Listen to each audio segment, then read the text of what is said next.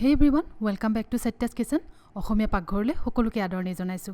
আজি লৈ আহিছো তিনটা পিঠাৰ ৰেচিপি। হেল্ল' এভৰিৱান, কি খবৰ সকলোৰে? আশা কৰিছো ভালে আছে বুলি। আজি তিনটা পিঠাৰ ৰেচিপি লৈ আহিছো। আগতে বিহুৰ সময়ত খুবেই বনাইছিলে পিঠাকিটা। এতিয়াও বনাও মাজে সময়ে, কেতিয়াবা চাহৰ লগত খাবলৈ হলেও বনাও। যদি সব যোগাৰ থাকে তেতিয়া আমি মাজে মাজে বনাই থাকো এই পিঠাকিটা, খাবলৈ খুবেই ভাল লাগে। আহকচোন চাওঁ ৰেচিপিকিটা।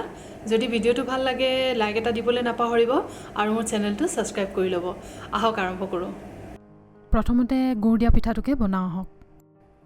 গুড় পিঠা বনাবৰ কাৰণে মই 1 কাপ চাউলৰ পিঠাগুড়ি লৈছোঁ। যিকোনো খোৱা চাউলৰ পিঠাগুড়ি ল'লেই হ'ব। লগত দিছোঁ 1/4 কাপ ময়দা। ইয়াত আটাও ব্যৱহাৰ কৰিব পাৰে পিছে। 1/4 কাপ দিছোঁ মিল্ক পাউডাৰ। অকণমান নিমখ দিছোঁ সোৱাদটো বেলেঞ্চ কৰিবৰ কাৰণে। সৰু চামুচেৰে এচামুচ কেঁচা চফ লৈছোঁ আৰু চফখিনি মই অকণমান থেতেলিয়াই লৈছোঁ, তেতিয়া গোন্ধটো ধুনীয়াকৈ ওলায়। আৰু দিছোঁ সৰু সৰুকৈ কুটি লোৱা ডাব নাৰিকল অকণমান মিক্স কৰি লৈছোঁ। তাৰপিছতে এড কৰিছোঁ একেবাৰে মিহি মিহিকৈ কাটি লোৱা 1 কাপ গুড়। এতিয়া গুড় আৰু পিঠাগুড়িখিনি হাতেৰে প্ৰথমে ভালদৰে মিক্স কৰি ল'ম। যিহেতু মই চাউলখিনি প্ৰথমে তিয়াই লৈছিলোঁ তাৰপিছত খুন্দিছিলোঁ, সেইকাৰণে পানী দিওঁতে অকণমান সাৱধান হ'ব লাগিব। সেইকাৰণে পানী দিয়াৰ আগতে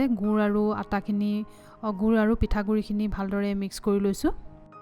এতিয়া অলপ অলপকৈ পানী এড কৰি এই আটাখিনি আৰু গুড়খিনিৰ এটা ধুনীয়া ঘোল বনাই ল'ম।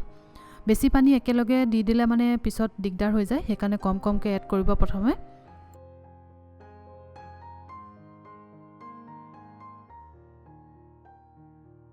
যিহেতু মই চাউলখিনি তিয়াই পানী পিঠাগুড়ি বনাইছিলোঁ, সেইকাৰণে বেছি পানীৰ প্ৰয়োজন নহ'ল। ইয়াৰ কনচিষ্টেঞ্চিটো এতিয়া প্ৰথমে এনেকুৱাকৈ অলপ ডাঠকৈ ৰাখিব লাগিব। এই পিঠাখিনি ভালদৰে হাতেৰে এইদৰে ফেটি লোৱাৰ পাছত ঢাকন এখন লগাই 30 মিনিটমানৰ কাৰণে ৰেষ্ট কৰিবলৈ দিম। ৰেষ্ট দিয়াৰ পাছত এতিয়া আকৌ অকণমান ফেটি ল'ব লাগিব। দেখিছে ন, এতিয়া ইয়াৰ কনচিষ্টেঞ্চিটো অকণমান ডাঠ হৈ গ'ল। এতিয়া মই ইয়াত অকণমান কলখাৰ দিম, আধা চামুচমান দিম। ইয়াৰ সলনি আপোনালোকে বেকিং সোডাও ব্যৱহাৰ কৰিব পাৰে। কলখাৰ দিয়াৰ এই নিয়মটো মই এগৰাকী বৰমাৰ পৰা শিকিছিলোঁ। আৰু কলখাৰটো দিলে মানে পিঠাটো টান হৈ নাযায়, কোমল হৈ থাকে। বেছিকৈ দিব নালাগে, একেবাৰে কমকৈ দিব, নহ'লে বহুত বেছি ফুলি যাব।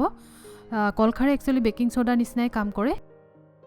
এই গুড় পিঠাটো আমি মিঠাতেলত বনাওঁ। আপোনালোকে যদি পিঠাত মিঠাতেলৰ গোন্ধ বেয়া পায় তেতিয়াহ'লে ৰিফাইন অইলো ব্যৱহাৰ কৰিব পাৰে। এতিয়া মই ভালদৰে গৰম কৰি লৈছোঁ এই তেলখিনি। এতিয়া এনেকুৱা এখন ঘুটুং হেতাৰে পিঠাখিনি তেলত দি এখন এখনকৈ পিঠা বনাই যাম।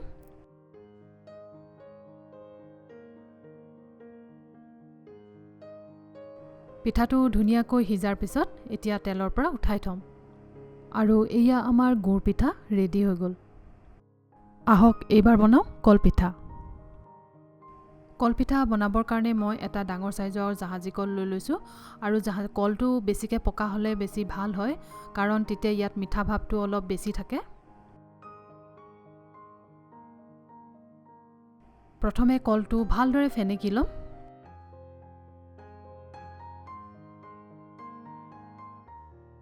তাৰপিছত ইয়াত দিছোঁ 1 কাপ খোৱা চাউলৰ পিঠাগুড়ি, 1/3 কাপ মিল্ক পাউডাৰ। এইটো অপশ্যনেল হয়, দিবও পাৰে নিদিবও পাৰে। অকণমান নিমখ দিছোঁ সোৱাদটো বেলেঞ্চৰ কাৰণে। এতিয়া এই আটাইখিনি ভালদৰে মিক্স কৰি এটা ধুনীয়াকৈ ডো টাইপত বনাই ল'ম। যিহেতু মই ইয়াত তিয়াই লোৱা চাউলৰ পিঠাগুড়ি বনাইছোঁ, সেইকাৰণে ইয়াত বেছি পানীৰ প্ৰয়োজন নহয়। আপোনালোকে যদি এনেই শুকানৰ পিঠাগুড়ি হয়, মানে শুকান চাউলৰ পিঠাগুড়ি হয়, তেতিয়াহ'লে পানী দৰকাৰ হ'বও পাৰে। চামুচেৰে আটাইখিনি মিক্স কৰাৰ পাছত এতিয়া হাতেৰে মঠি ল'ম, কাৰণ হাতেৰে মঠিলে বেছি ভাল হয়। এতিয়া অকণমান ছেট হ'বৰ কাৰণে 5-10 মিনিটমানৰ কাৰণে ৰাখি দিম। পিঠাকেইটা বনাবৰ কাৰণে হাতখন এইদৰে অকণমান পানীত তিয়াই ল'ব, তেতিয়া হাতত লাগি নধৰে। আৰু এইদৰে শ্বেপ দি পিঠাকেইটা বনাই যাব। পিঠাকেইটা ভাজিবৰ কাৰণে মই ৰিফাইণ্ড অইল ব্যৱহাৰ কৰিছোঁ। আৰু এইদৰে দি পানী গোটেই পিঠাকেইটা ভালদৰে ভাজি ল'ম দুইটা ছাইড এইদৰে গল্ডেন কালাৰ হোৱাৰ পাছতে আমি নমাই থ'ম।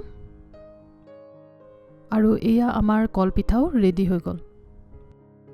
আৰু এতিয়া বনাবলৈ লৈছোঁ বৰা চাউলৰ ঘিলা পিঠা। এইটো মোৰ বহুতে ফেভৰেট হয়। বৰা চাউলৰ পিঠা বনাবলৈ কাৰণে মই ইয়াত বৰা চাউলৰ পিঠাগুড়ি লৈছোঁ অলপমান। এই পিঠাটো একচুৱেলি লগে লগে বনাই খোৱা পিঠা, সেইকাৰণে পিঠাগুড়ি বনাই থৈ দিব বৰা চাউলৰ, যেতিয়া মন যায় এইদৰে বনাই খাব পাৰিব। সোৱাদ অনুসৰি নিমখ দিছোঁ। এই পিঠাটো মই নিমখীয়াকৈ বনাইছোঁ, এইটো মিঠাকৈও বনায়, কিন্তু নিমখীয়াকৈ খাই বৰ ভাল লাগে আৰু বনাবৰ কাৰণে একেবাৰে ইজি হয়, খাবলৈ যেনেকুৱাকৈ টেষ্টি। এতিয়া ইয়াত মই অকণমানকৈ পানী দি ভালদৰে মঠি ল'ম, আটা মঠাৰ নিচিনাকৈ এটা আটাৰ নিচিনাকৈ এটা ডো বনাই ল'ম। এয়া চাওক এইদৰে। ইয়াত পানী যিমান দৰকাৰ হয় দিব পাৰে, খালি ডোটো বহুত ছফ্ট হ'ব লাগিব। একেবাৰে এগালমান পানী একেলগে ঢালি নিদিব, কমকৈ ঢালিব, কেতিয়াবা বহুত বেছি ঢিলা হৈ গ'লে দিগদাৰ হৈ যায়। এতিয়া এইদৰে হাতত লৈ পানি ধুনীয়াকৈ এটা ঘিলা আকাৰত শ্বেপ দি যাম পিঠাখন। এই ঘিলা আকাৰটোৰ কাৰণে এই পিঠাটোক ঘিলা পিঠা বুলিও কোৱা হয়। এইদৰে এয়া হৈ গৈছে। এই পিঠাকেইটা ফ্ৰাই কৰিবৰ কাৰণে মই ৰিফাইণ্ড অইলে ব্যৱহাৰ কৰিছোঁ। এতিয়া এখনকৈ দি যাম। গেছটো ইয়াত একেবাৰে শ্ল' ৰাখিব, কাৰণ এই পিঠাটো অলপমান ফুটে, সেইকাৰণে গেছটো একেবাৰে শ্ল' ৰাখি বনাব আৰু সাৱধান হ'ব। এয়া দেখিলে নহয়, ফুটিলে অলপমান, সেইকাৰণে অকণমান সাৱধান হ'ব আৰু একেবাৰে শ্ল' ফ্লেমত বনাব, তেতিয়া একো দিগদাৰ নহয়, নহ'লে তেল চিটিকি আহি গাত পৰিব পাৰে। পিঠাকেইটা অন্য পিঠাৰ দৰে একেবাৰে ৰঙা পৰি নাযায়, অকণমান হালধীয়া পৰি যায়, তেতিয়াই উঠাই থ'ব। আৰু এয়া আমাৰ বৰা চাউলৰ ঘিলা পিঠা ৰেডি হৈ গ'ল। খাবলৈ বৰ টেষ্টি হয়, বনাই চাবচোন। যদি ৰেচিপিকেইটা ভাল লাগিলে তেতিয়াহ'লে ভিডিঅ'টোক এটা লাইক দিব আৰু মোৰ চেনেলটো ছাবস্ক্ৰাইব কৰি ল'ব। নতুন ৰেচিপি লৈ আকৌ পুনৰ লগ পাম, তেতিয়াহ'লে আজিলৈ আহিছোঁ। Bye bye.